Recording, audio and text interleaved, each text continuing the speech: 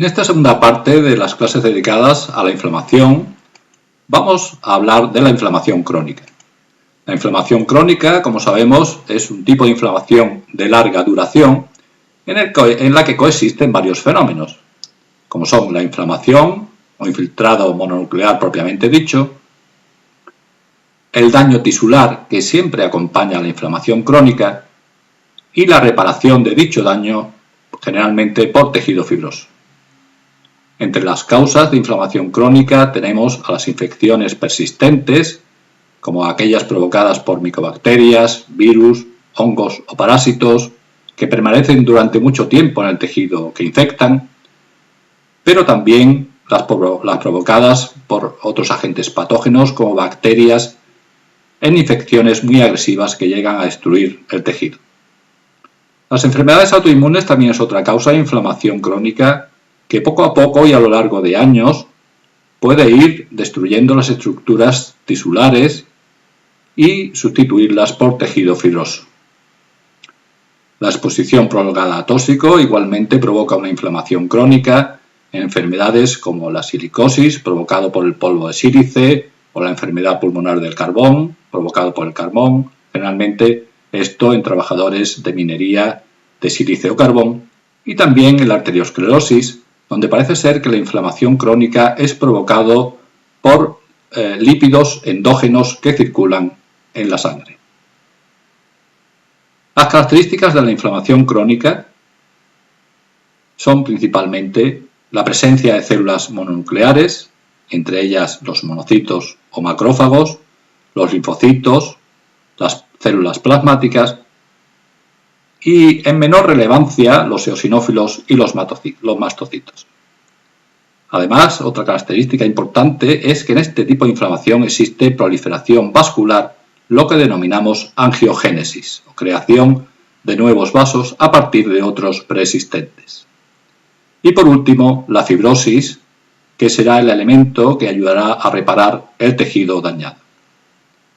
Hay que recordar que la inflamación crónica también puede ser el resultado de una inflamación aguda que persiste durante mucho tiempo en un tejido. Vamos a ver primeramente cuál es el componente celular de la inflamación crónica, que son, como hemos visto, las células inflamatorias mononucleares. Entre estas células, la más relevante son los macrófagos que proceden de los monocitos de la sangre. Así pues, los monocitos están presentes en la sangre y los macrófagos están en los tejidos y proceden de diferenciación de los monocitos. Como podemos ver en este esquema, los monocitos en la circulación sanguínea salen de los vasos siguiendo el mismo proceso que observamos antes en la inflamación aguda para los neutrófilos, es decir, adhesión al endotelio, diaperesis o salida a través del endotelio al tejido extravascular y después, ya una vez fuera de los vasos, se transforman a macrófagos. Los macrófagos han de activarse y esto puede ocurrir bien por citocinas segregadas por linfocitos T que se unen a receptores de citocinas presentes en los macrófagos, o bien simplemente, como ya también hemos visto, por su unión a productos microbianos. Una vez que el macrófago está activado, segrega una serie de sustancias o moléculas, algunas de las cuales son enzimas o especies reactivas de oxígeno u óxido nítrico que destruyen a los microbios, pero cuidado, también pueden destruir elementos del propio tejido, y otras son sustancias que secretan para iniciar la reparación. Es importante también saber que los macrófagos secretan citocinas que mantienen la propia inflamación, como por ejemplo el factor de necrosis tumoral, la interleuquina 1, quimiocinas que atraen a otras células inflamatorias, o la interleuquina 12 que activará a los linfocitos T. En todo caso, todas estas citocinas reclutarán y activarán a otros leucocitos, manteniendo así la inflamación en el tejido. Estos macrófagos, como ya hemos visto, se pueden mantener en el tejido mucho más tiempo, por supuesto, que los polinucleares, desde meses a años. aunque poco a poco, cuando la inflamación crónica va desapareciendo y el tejido es reparado con tejido fibroso, también va desapareciendo la cantidad de macrófagos que encontraremos en ese tejido. Por tanto, los macrófagos participan tanto en la inflamación como en la reparación. Y son activados, dependiendo de su participación en una u otra, de manera diferente. Así tenemos los macrófagos de tipo M1, que son activados por la vía clásica y son los que participan principalmente en la inflamación y en la destrucción de los tejidos. Mientras que en la reparación participan principalmente aquellos activados por vía alternativa o M2, que también secretarán sustancias que disminuyan la inflamación. Además de los macrófagos, como hemos visto, hay otras células y son importantes también los linfocitos. Linfocitos T y linfocitos B que se transformarán a plasmáticas. Se trata pues de una respuesta celular y humoral que habitualmente se acompaña a los macrófagos, ya que estos linfocitos se encuentran distribuidos de forma aleatoria en el tejido con inflamación crónica. No obstante, si esta inflamación crónica es muy intensa, incluso pueden formar nódulos linfoides con centros foliculares similares a los encontrados en los ganglios linfáticos. A esto se le denomina organogénesis linfoide. Los eosinófilos y los basófilos también son células de inflamación crónica, pero se encuentran generalmente más escasamente en las inflamaciones crónicas habituales. Sin embargo, los eosinófilos juegan un papel importante en las reacciones de hipersensibilidad de tipo 1, que están mediadas por inmunoglobulina E, y en las infecciones por parásitos. En estas dos circunstancias encontraremos abundantes eosinófilos en los tejidos, pero como digo, son pocos numerosos en la inflamación crónica habitual. Los basófilos son células que residen en los tejidos y participan tanto en la inflamación aguda como crónica, pero sobre todo son relevantes en la reacción de hipersensibilidad de tipo 1 mediada por IgE y escasos en la inflamación crónica habitual. En todo caso, los basófilos se ven siempre en número escaso cuando existe una inflamación crónica. Vemos aquí un ejemplo de inflamación crónica a nivel histológico, en la que observamos un tejido bastante fibrosado con numerosos vasos, y si aumentamos en esta zona del recuadro, observaremos que existe un infiltrado principalmente mononuclear, con un número importante de vasos, y a mayor aumento observamos que este infiltrado está constituido principalmente por linfocitos y también, si aumentamos algo más, por células plasmáticas. Entre toda esta cantidad de linfocitos y células plasmáticas también se pueden observar algunos macrófagos, pero habitualmente son difíciles de ver a no ser que tengan un citoplasma muy amplio y vacuolado. Se observan mejor con técnicas de inmunohistoquímica para detectar estos histocitos. Aparte de las células, del componente celular y la inflamación crónica, existe un componente vascular.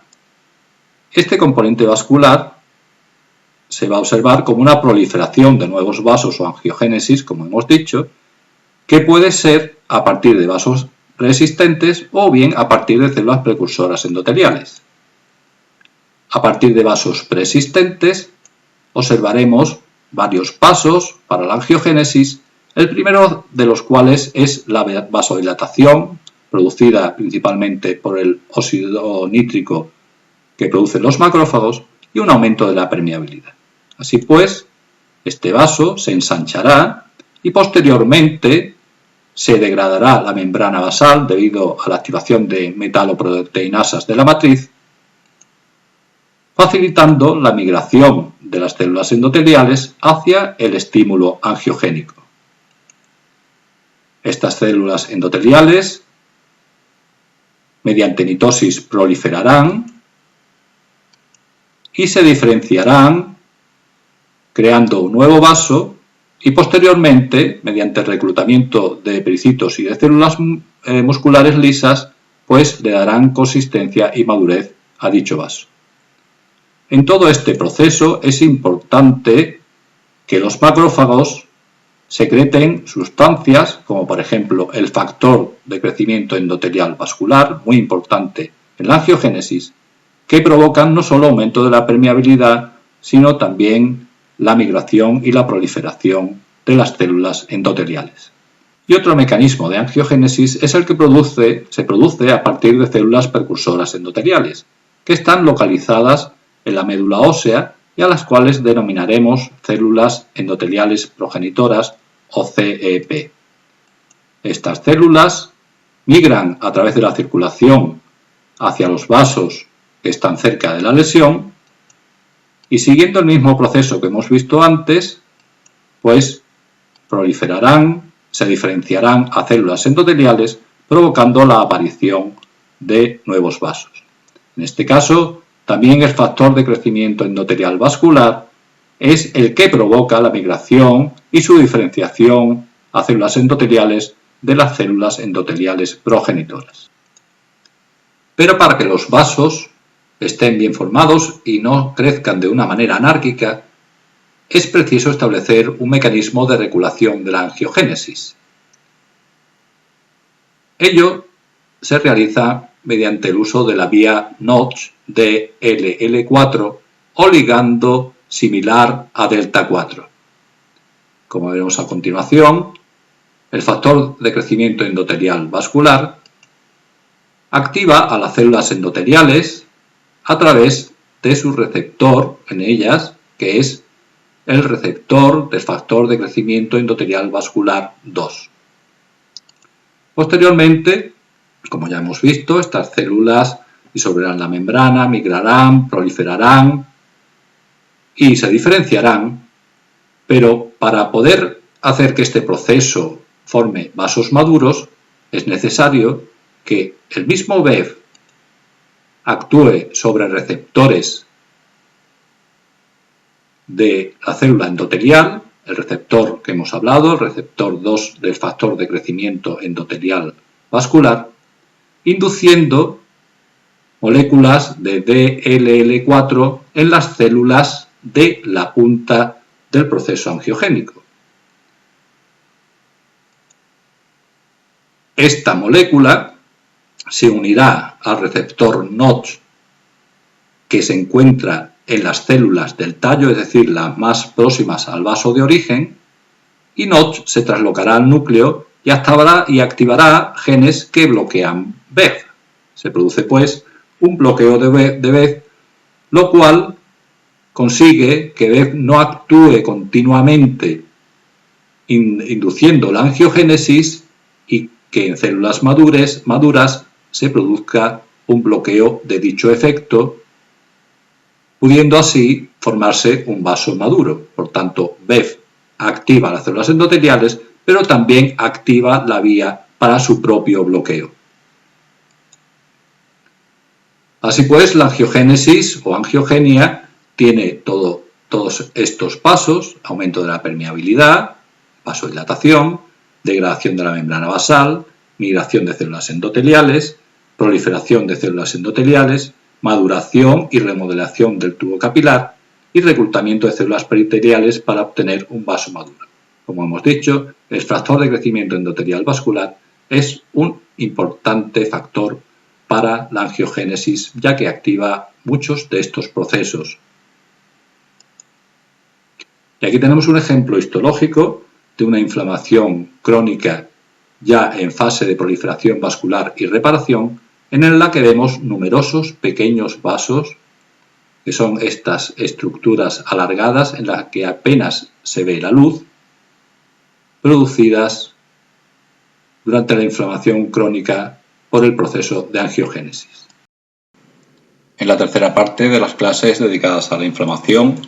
vamos a hablar de la reparación tisular, es decir, de la cicatrización, que constará de una fase inflamatoria, una fase proliferativa o de tejido de granulación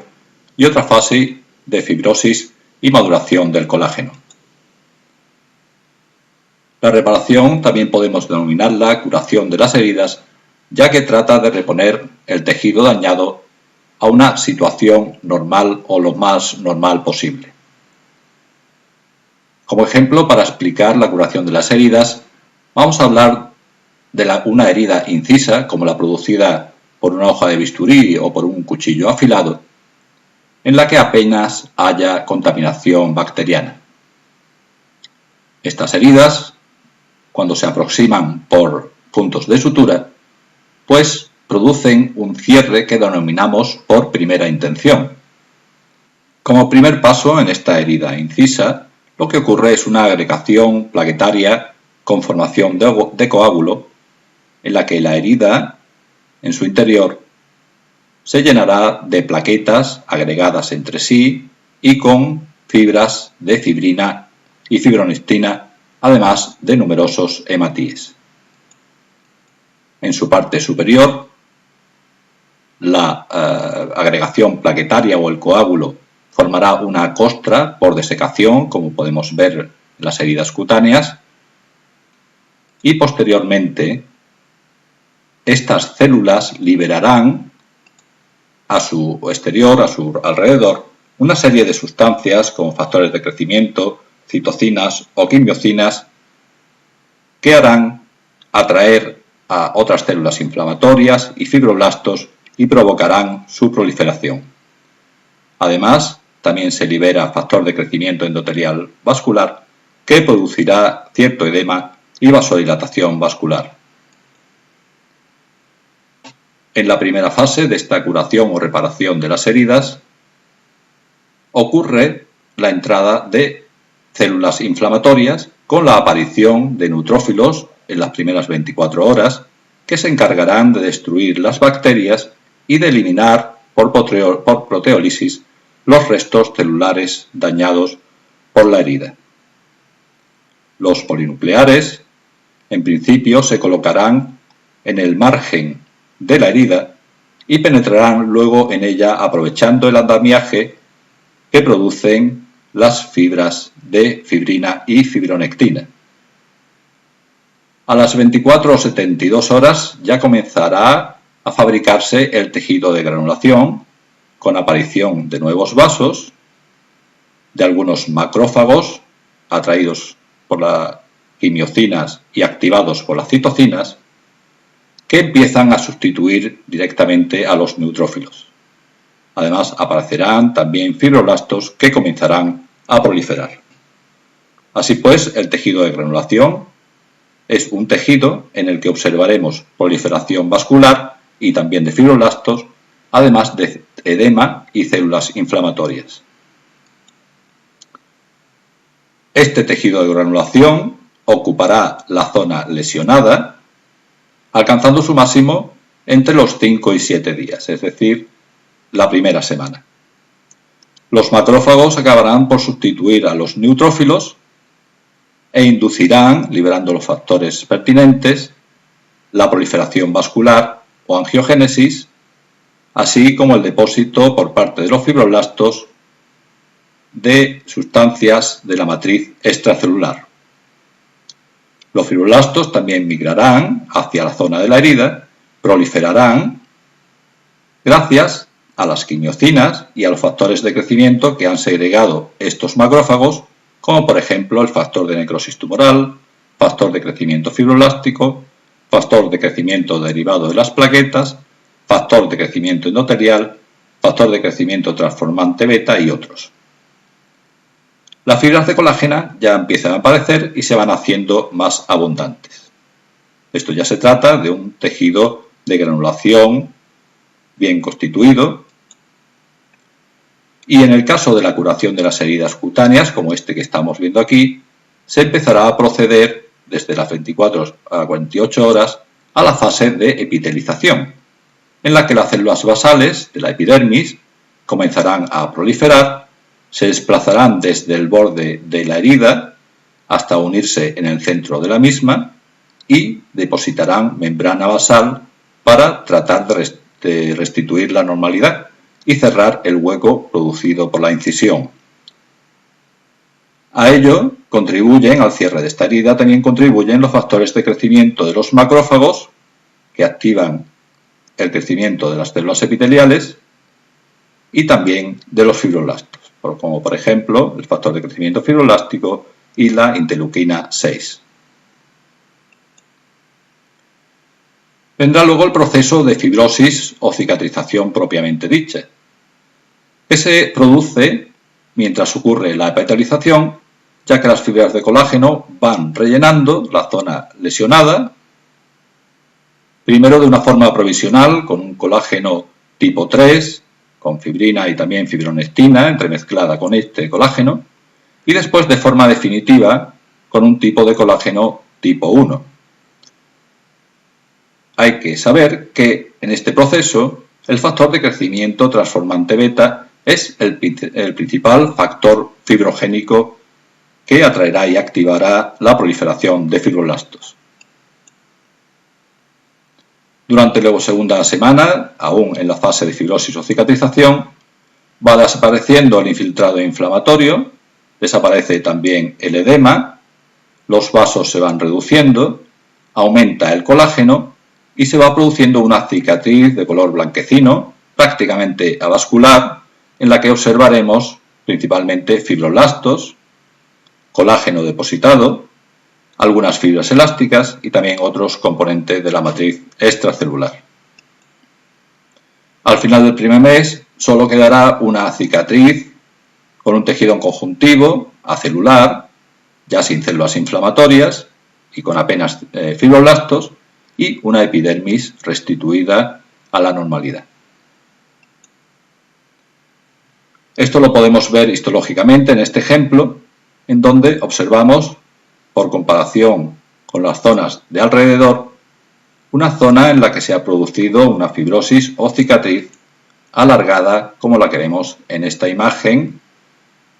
señalada por la línea oscura. Mayor aumento, podemos observar cómo este tejido es rico en fibroblastos, pero con pocas células inflamatorias. Si comparamos con el tejido de alrededor, observamos que aún en él persiste algunas células de inflamación crónica, cierta proliferación vascular, mientras que en la zona cicatricial existen principalmente fibroblastos,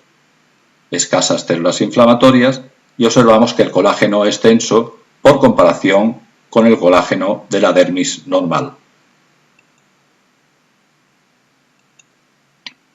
Aún a mayor aumento podemos observar mejor los fibroblastos y el colágeno denso con mínima cantidad de células inflamatorias. Sin embargo, en el caso de una herida excisional, es decir, de mayor amplitud y probablemente más contaminada, lo que se produce es un cierre por segunda intención, en donde el tejido cicatricial es más amplio, hay mayor inflamación, más tejido de granulación, mayor fibrosis, como hemos dicho, y también más contracción de la herida, puesto que ésta ha sido más amplia. La contracción del tejido cicatricial rico en colágeno contribuirá al cierre de la herida, principalmente en las heridas amplias o excisionales, y para ello es necesario la aparición de miofibroblastos por transformación de los fibroblastos. Estos miofibroblastos expresan actina de músculo liso vimentina, moléculas que hacen que estas células tengan características propias de músculo liso con capacidad de contracción, que es lo que llevará al acercamiento de los bordes de la herida. Y vamos a ver ahora un ejemplo histológico de una herida producida en el tejido mamario por exéresis de una zona de este tejido. Vamos a centrarnos principalmente en esta zona de aquí, señalada por el recuadro, en la que observamos un coágulo de fibrina, hematíes y plaquetas, subyacente al cual existen numerosas células alargadas que son fibroblastos, vasos frecuentes y también algunas células inflamatorias que son las redonditas pequeñas. Pero vamos a ver esto a mayor aumento y dividido en partes más aproximadas para su mejor observación. Vamos a dividir esta imagen en tres partes, la A, la B y la C, de las que veremos imágenes a mayor aumento a 200 por.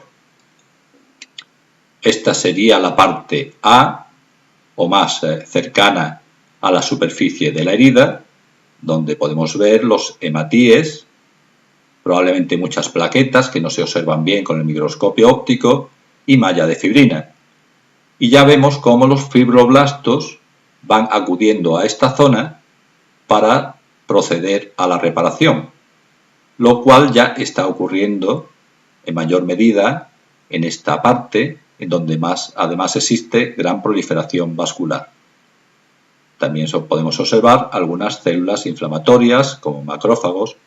y linfocitos. En la parte del medio, o zona B, observamos lo que vimos antes en la parte más interna de la zona A, es decir, los fibroblastos, proliferación vascular y algunas células inflamatorias, y como aquí ya se procede a la producción de colágeno que se va acumulando entre los fibroblastos y entre los vasos. En la parte más interna o zona C, el tejido colágeno ya ha adquirido cierta madurez, se dispone en forma de haces entre los fibroblastos y cada vez hay menos células inflamatorias y menos vasos. La remodelación del tejido conjuntivo ocurre durante el cambio de tejido de granulación, rico en vasos, en fibroblastos y edema, a la fase de cicatriz. En esta remodelación, la matriz extracelular cambia de composición, consiguiendo o tratando de conseguir un equilibrio entre la síntesis y la desaparición o degradación de colágeno. Y en esta fase, como digo, juega un papel importante las metaloproteinasas y también sus inhibidores, de manera que se establezca un equilibrio entre la destrucción de colágeno mediante las colagenasas o metaloproteinasas y la inhibición de dichas colagenasas que impiden la degradación del colágeno producido por los fibroblastos. Así pues, en principio, habrá un colágeno desordenado, desorganizado, pero mediante este proceso se irá remodelando, mediante el proceso de destrucción e inhibición de la degradación junto con la síntesis de colágeno, se irá remodelando hasta conseguir una estructura lo más similar posible a la normalidad. Esta zona de cicatrización o de fibrosis tenderá a recuperar la fuerza tensil, es decir, la fuerza a la tensión a que pueda ser sometida el tejido, mediante la acumulación de un colágeno más definitivo como es el colágeno de tipo 1, mediante el cual el tejido cicatricial va tomando resistencia poco a poco. Así pues, durante la primera semana habrá un aumento rápido de la resistencia y en estas primeras semanas observaremos que hay una mayor síntesis de colágeno y una menor degradación de colágeno. Así ocurrirá hasta aproximadamente el segundo mes, en donde la curva de fuerza tensil se estabilizará y empezará a recuperar la fuerza o la fuerza tensil de manera muy lenta, hasta alcanzar un límite que es aproximadamente el 70 o el 80% del nivel de resistencia normal hacia el tercer mes. Por tanto, en la fase de curación de las heridas, tenemos primero una inflamación, donde aparecerán neutrófilos y macrófagos,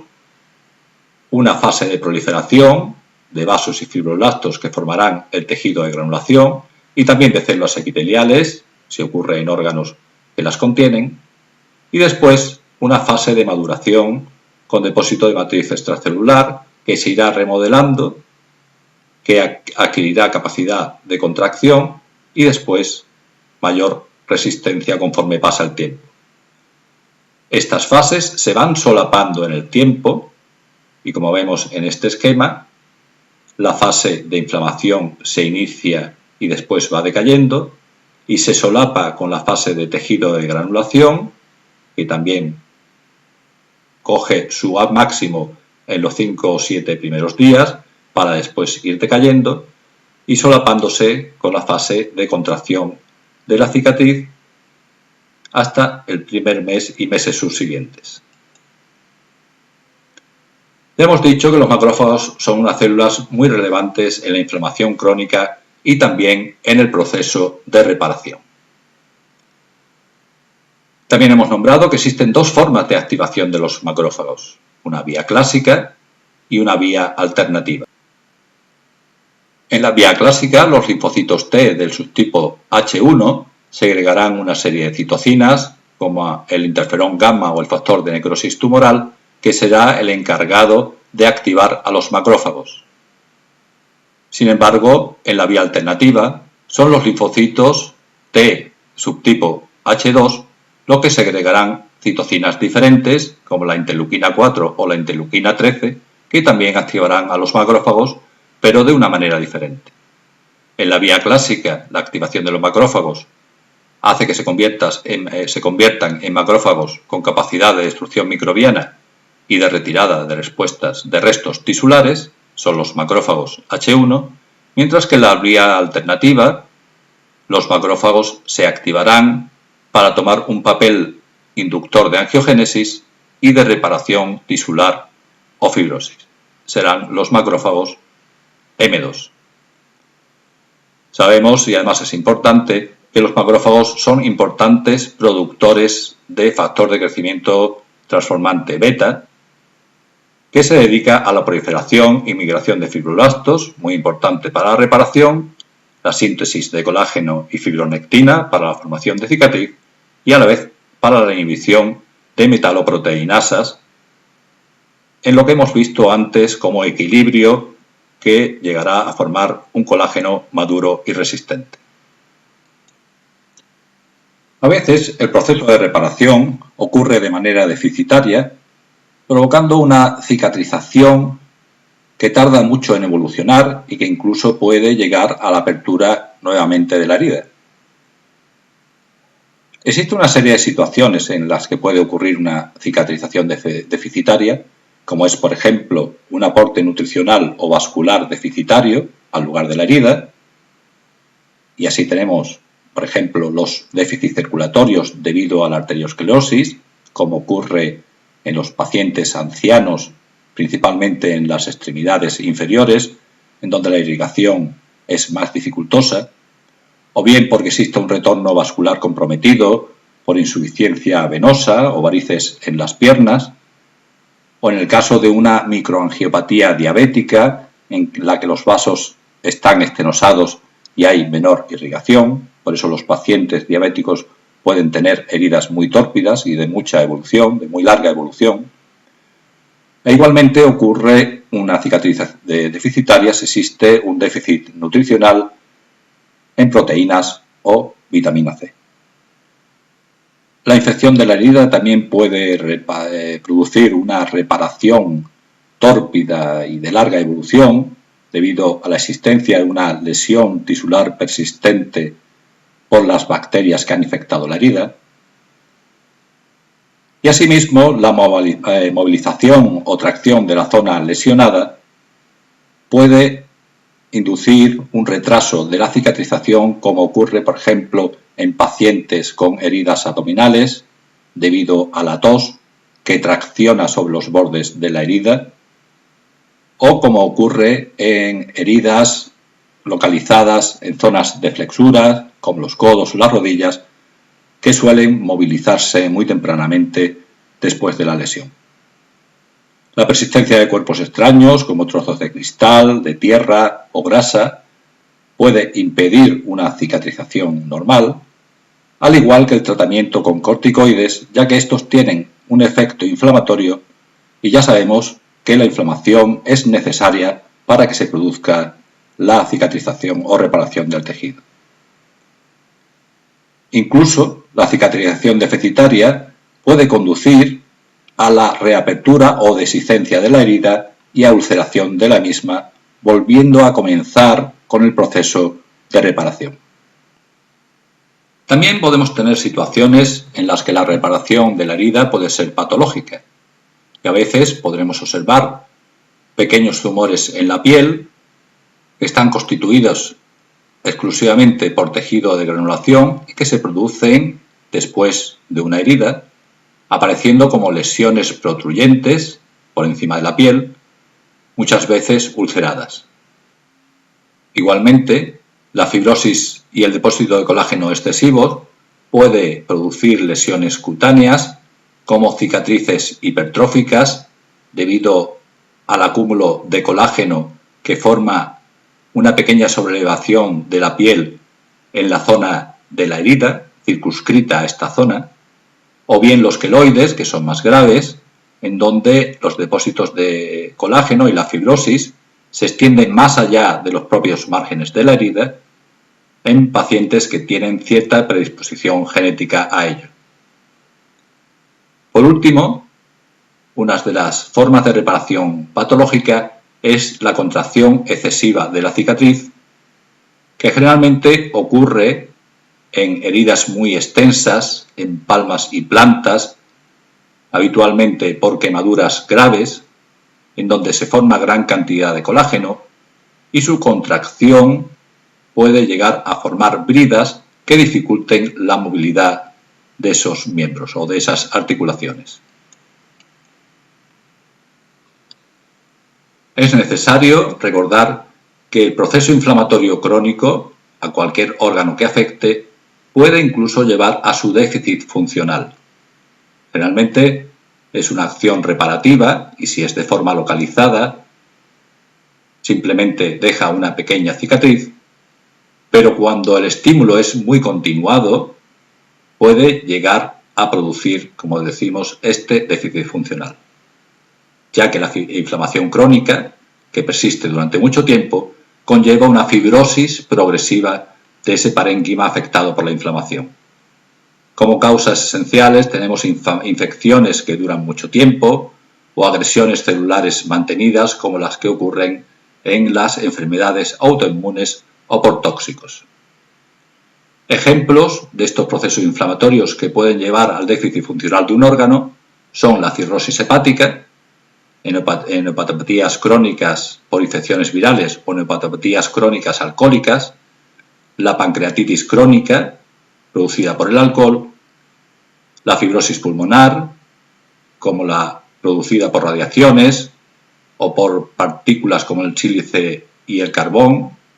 que produce enfermedades denominadas neumoconiosis, o la glomerulonefritis, generalmente por causas autoinmunes. En todos estos casos, la inflamación crónica es mantenida durante meses o años y produce en su reparación una sustitución fibrosa de las estructuras de los órganos que puede llevar a su déficit funcional. Y aquí tenemos un ejemplo histológico de hígado en el que, aparte de las vacuolas claras en los hepatocitos producidas por acúmulos de triglicéridos, vemos algunas zonas rosadas que están producidas por el acúmulo de colágeno